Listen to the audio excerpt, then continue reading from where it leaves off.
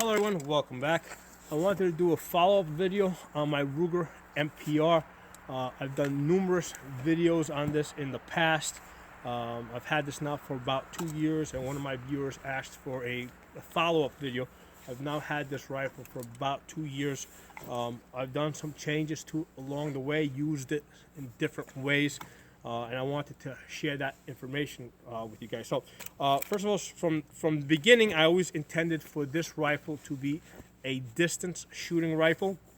When I bought the Ruger MPR like 2 years ago, at the same time, I immediately purchased this Primary Arms 1-8 scope. Okay, so at the time, I paid something like $620 for the rifle, and it was I think it was $400 for the scope.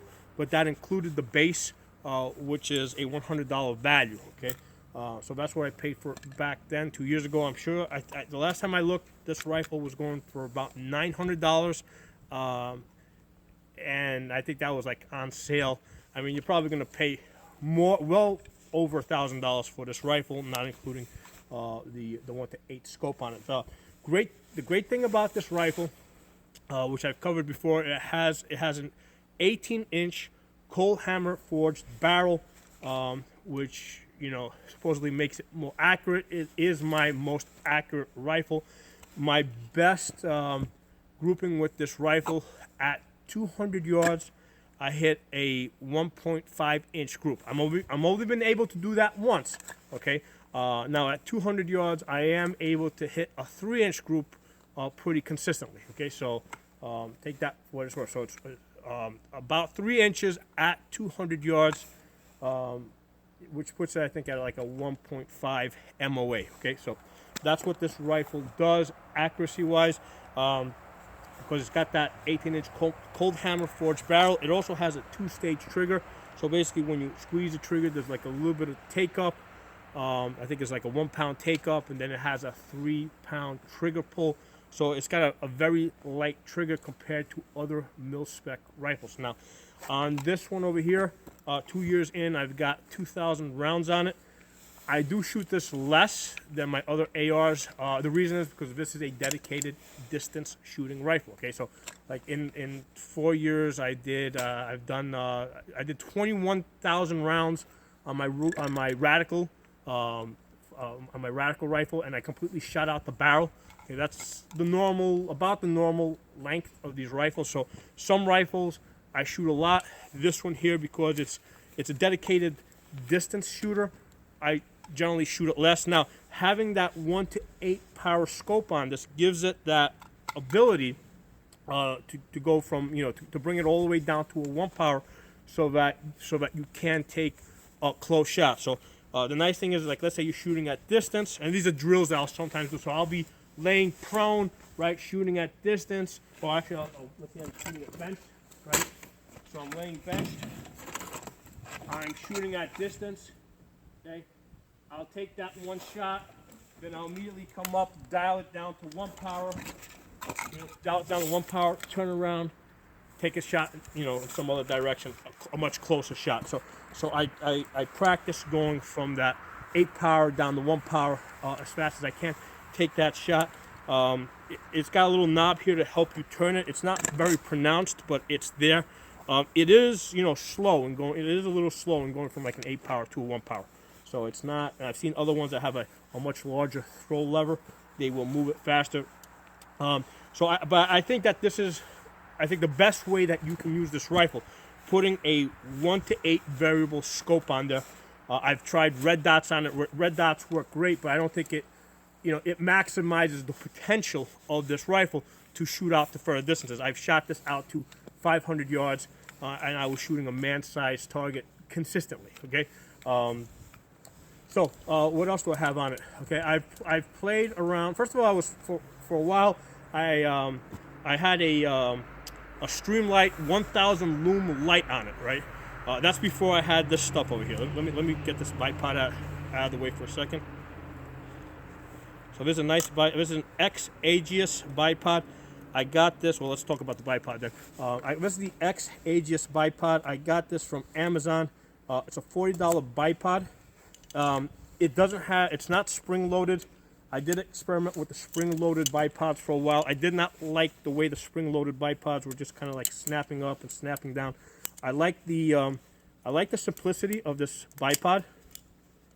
Okay, it's not a heavy-duty bipod. Okay, but it is light. It's an M-lock bipod that attaches to the M-locks on the side, right? So let me get this back out of the way so you can see how it attaches to the M-locks on the side. And here's the thing. Once with this rifle, if you get a 1-to-8 variable scope on it, which adds about 1.5 pounds, you got an 18-inch barrel. Weight is an issue. This gun becomes heavy fast. Okay, right. So the gun adds weight. Having a sling on this rifle is really important. This is basically just a cheap $10 sling, but it works pretty good. I have the QD mounts at the front on the left side over here, and then on the stock on the outside over here, right? So I have the QD mounts. Let me get my hood up so I can get this on. So usually if I'm shooting this rifle, I'm doing a lot of walking, right? I'm walking somewhere deep in the woods. I'm setting up targets. I'm walking back out, walking back in to check my targets, right? So I need to basically, sometimes I may not want to leave the rifle unattended. So I want to have a way to get this rifle on my back so that the weight of this rifle is distributed and I can walk through the woods without tiring myself out, or without, and also to be able to carry stuff, right? Because sometimes I'm carrying targets, I'm carrying other things. So having a sling on this rifle is imperative, okay? So here's the thing with this rifle. Because it is a longer barrel, which adds a little extra weight, we're gonna put a 1-to-8 variable scope on it, which adds a little weight. We're gonna put a bipod on it. I want to put the lightest bipod I can put on it because, again, the ounces are starting to add up here, and I'm getting into a heavy rifle here, right? So I want to keep this as light as possible to do the things that I want it to do, right? So I'm not going to get too crazy. I'm not going to get too deep into putting things on it that I might use. I'm going to focus on putting things on it that I know I will use, okay? So that's one of the things that I quickly figured out, because at one point I had a, let me take the rifle back off. At one point I had a 1000 lume light on this, okay? And I actually did a video with this where I was actually shooting it out. With a 1000 lume light, I was able to shoot this out at night. I think the max distance I was able to hit was 140 yards. Okay, 140 yards. The light is good out to, it's supposedly good out to 300 yards, but realistically, when you're shooting through the woods with a 1000 lume light, it's a struggle to see out to 140 yards.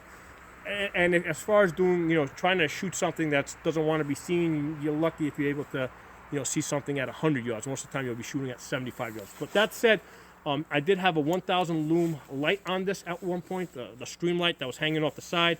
I had a pressure pad on top.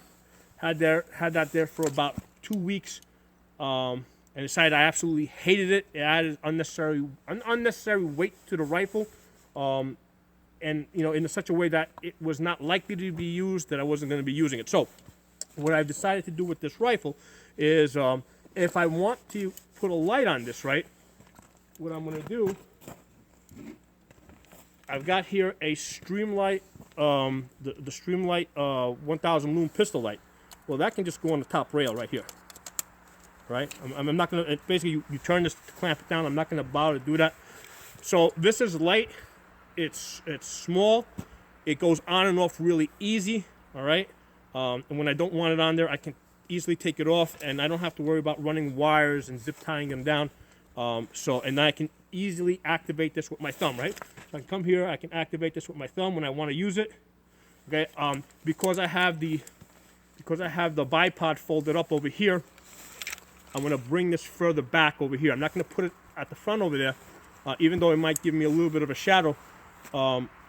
Realistically, if I'm using a light on this gun, it's probably going to be at really close when I don't expect to be using it. Okay, so again, this is a distance shooting rifle, so the idea here is that we're setting up for a distance shot, and then we're not expecting to get into close quarter combat. But if we do have that situation of close quarter combat where it's not expected, this thing's, after you take your distance shot, you immediately rotate this down to that 1 power. So this gun, its normal position is 1 power. Okay, when you go to pick up this gun, you always want it in 1 power. So you pick up this gun, that's functioning like a red dot. Okay, so you set yourself up, you take your distance shot. For the purpose of that distance shot, you rotate this to 8 power, set up your bipod, take your shot. Then basically, as soon as you don't your shot, roll this back down and get out of that position, right? But if you do find yourself in a situation where now you need to use this gun defensively, right? Because in a situation where you're not expecting, the gun's already, the scope's already in the 1 power, and then you've got this light. If in a nighttime situation, I would basically take this out of my pouch or my kit, wherever, and mount this on the gun, right? I wouldn't keep this on here in the daytime because that's just adding unnecessary weight. So this goes on and off pretty easy. So at nighttime, I would mount that. I'm going to put it in front of my scope here. It's low enough down that it doesn't interfere with my vision. It kind of looks like the front sight post of an AR-15, right? So if you got an AR with a fixed front sight post, that's kind of like what the top of this looks like. So that's not an issue at all, having this mounted on top of there. All right. So if you don't need it, you just take it off. You don't want extra weight on a gun that's already heavy. So that's how I use this. Now let's talk about the bipod for a second. This is a lightweight bipod. As I said, it's attached to the rails on the side. No springs. I found that the springs are just a pain in the ass. They just kind of snap. If I'm shooting this, usually if I'm shooting this in the woods, this usually will stick in the ground a little bit. If I'm shooting this on the table, what I find is on the table, the gun basically does tend to slide forward, okay? So this doesn't have enough friction on the table, right, to give you the most accurate shot that you're gonna get. So usually if I'm shooting this on the table, or even if I need to get a super accurate shot, so even in the woods, if I'm looking to get a super accurate shot, I will actually fold the bipod up and I will bag it, okay? If you can bag the rifle front and back, okay, that is always going to give you a more accurate shot than trying to shoot off of this bipod, because for one thing, it's only, you only have support in the front, you're only using your hand in the back to steady it. So if you can get a bag under the back, that's going to make the gun a lot more stable. So that's how I use the bipod. I'll use the bipod usually if I'm on the ground, where these legs kind of stick into the ground just a little bit. But if I really want an accurate shot, I'm just going to fold these legs up and bag it, okay? But they are convenient to have there, because sometimes you just want to shoot the gun and you don't have a bag with you. So shooting this with the bipod is definitely more accurate than not having a bipod on it, okay? So it's light enough so that it's not going to add too much weight to the gun. And here's the thing. Normally when you're shooting with a bipod, if you have a heavy-duty bipod, right, like the typical sniper bipod, that they'll use, what they will do is they will load up on the bipod. So they'll have a bipod that will actually stick into the ground. There might actually be sharp points there, and they will push forward into the bipod, so that there's actually tension there, okay? That's not what you can do with this. This isn't designed for that. If you put a lot of pressure on this, this is probably going to break, okay? So it's not designed for that. But the other thing to consider is this bipod is attached to by M-locks over here, and this is pretty thin, light aluminum. If you put a heavy-duty bipod and attach it to these M-locks, and you basically fall into the ground on your face, right, and load, there's a good chance that you're going to bend the M-locks, right? You're going to bend the bipod out, because the M-locks, because the M-lock, it's not a super strong system, okay? So if you need a bipod that is stronger than this X Aegis here that I have, that's $40, you probably aren't going to be using, or you're not going to want to be using this light M-lock rail here, okay? Not that it won't work, but again, if you picture a situation where you have a bipod and you need to get to the ground fast, what are you going to do? You're going to fall to the ground. If you fall to the ground and these legs are down, they're going to break. And unless you got really expensive legs on this, really strong legs, they're gonna bend, they're gonna break, and if they're that strong that they're not gonna bend or break, then the next most likely thing to break is gonna be your rail. Okay, so just a real, a realistic type of situation, and that's the reason why I decided to just go with the $40 one over here. And my thoughts are, if these do break, it's only $40. Okay, here's my solution to that, right? Here you go. Here's another set right here. They're only $40. You can have a whole collection of this. You can get like 5 or 6 of these, So it makes sense for me, the way I use this gun, the way I'm likely to use this gun, to use the lighter bipods, and if it breaks, no big deal. I got another one standing by, ready to to put it on it as soon as I get back to my base. Okay. The other thing I wanted to mention that I think is going to be useful. I realize I keep opening and closing this thing, but hey, it's showing you guys how easy this thing deploys. Okay, so the other thing I wanted to show you guys that I have found very useful. So most of the time when I'm doing distance shooting, I'm using the 20-round magazines instead of the 30-round magazines. Okay, although like 30 rounds, yeah, everybody thinks that's ultra cool, the way to go. The 20 rounds are very convenient because when you put it in, it doesn't hit the ground. Okay. And when you get that in, that doesn't hit the ground. Now you might say, what's the big deal if it hits the ground, right? So if I take this out, okay, so you can see how that's hitting the ground. All right, and you might say, well, what's the big deal? That's not going to hurt the magazine. That's not a big deal. And yeah, it's probably not going to hurt the gun, the magazine, or it's not. But the thing is that if I'm shooting, there might be something else here. There might be a rock or something in this position. There might be something here that lifts this up. So when I'm in the woods and I don't know exactly what type of ground I'm going to be shooting off, and if it's going to be, how uneven it is going to be, I want to have the shorter magazine, the shorter 20-round magazine, which gives me a little bit more clearance. And I have to do less work trying to figure out, where I'm going to shoot this gun from. Usually with a 20-round magazine, wherever I drop, I can more or less almost always shoot the gun. Also, something else I wanted to mention, I almost forgot. This gun came with the. When I first got this gun, what I found is that it did not shoot steel case ammunition very well. Okay, now it's not all Ruger. Like I've seen other Ruger MPRs that do shoot steel case ammunition. I've seen other Ruger MPRs that will shoot it, but then they won't lock back on the last round. So on this particular rifle, it would not shoot the steel case ammunition.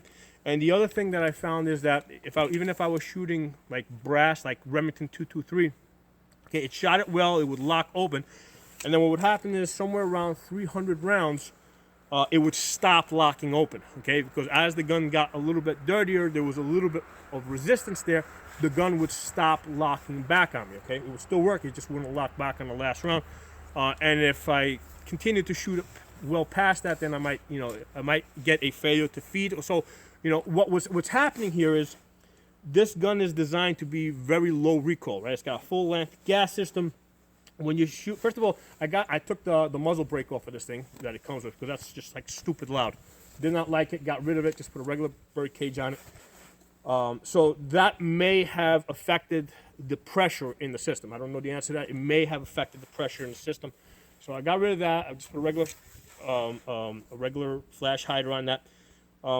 So this gun, in order for it to be so light recoiling, that basically there's less pressure in the system. So as the gun gets dirtier and there's more resistance, it's less likely that as it gets dirtier, it's going to start becoming more likely that the bolt is not going to lock back on the last round.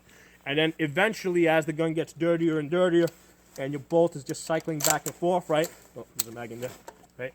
As the gun gets a little bit dirtier, right, and dirt starts building up, again, this bolt is not going to come all the way back just because it's just so little pressure in the system to keep low recoil that eventually it won't come far back enough to fully eject the case or feed the next round. So my solution to that was to change the buffer weight and the buffer spring. I'm pretty sure that this comes with a slightly heavier buffer weight by 1 ounce maybe. I think maybe it's a 4 ounce instead of a 3 ounce. So what I did is I replaced the buffer spring and the buffer weight with just a standard buffer spring, 3 ounce buffer weight. Now this gun, is really designed to shoot like military rounds, right? Like green tips and XM 193s. So when you start shooting like the Remington 223s, the gun works fine, but again, as it gets dirtier, less gas, and because there's less gas in the system, it's more likely to jam. So most of the time, I'm not shooting green tips. I'm not shooting XM 193s. Most of the time, I'm shooting like Remington 223 or some other cheap 223 brand. So for my purposes, I needed something that was going to cycle reliably with less pressure. So that's why I changed the spring, the buffer spring and the buffer weight to a just standard, just a standard, standard buffer weight buffer spring. Okay, and that's been working really good.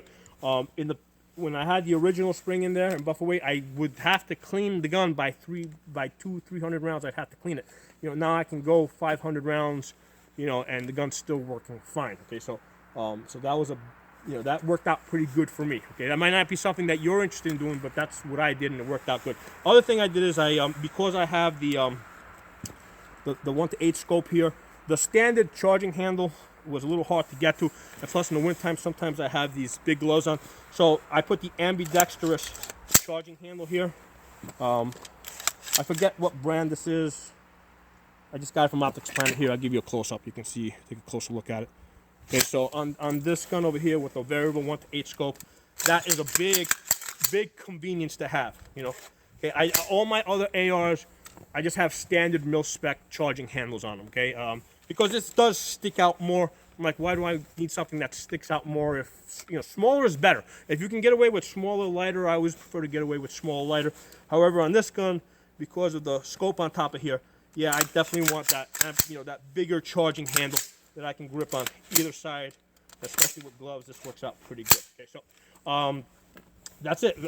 That's my feedback for you. 2 years later, 2,000 rounds later, that's how this gun's working out for me. I'm very happy with it. Love it. It's like probably my number one AR-15. So if you guys have any comments, questions, put in the comment section. If you're not a member, subscribe. I'll talk to you guys soon.